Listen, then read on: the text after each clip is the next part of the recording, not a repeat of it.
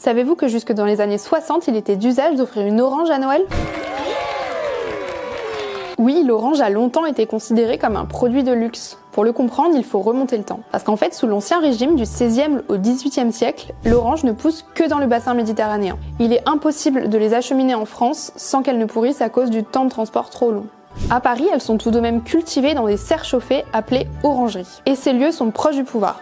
Versailles, le palais du Louvre. À l'époque, seuls les aristocrates consomment des oranges car cela coûte trop cher. Mais comment s'est imposée la tradition d'offrir des oranges à Noël ? Entre le XVIIIe et le XIXe siècle, la France entre dans l'ère moderne et l'Église a de moins en moins de pouvoir. C'est à ce moment-là que Noël se détache de sa portée catholique et spirituelle. Des nouveaux rites autour de cette fête se développent, comme le repas de Noël, le sapin, les chocolats et les oranges.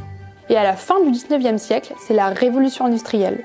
Conséquence, le prix des oranges baisse. Elles ne coûtent donc plus que quelques centimes alors que le salaire d'un bon ouvrier est de 3 francs. Et alors même les familles les plus modestes peuvent s'acheter de temps en temps une orange. Et ce fruit devient alors leur cadeau privilégié. Dans certaines familles, l'orange est même parfois l'unique cadeau offert aux enfants à Noël. Et ce, jusqu'à la fin de la Seconde Guerre mondiale. À partir des années 60, les choses changent et l'orange n'est plus un fruit rare.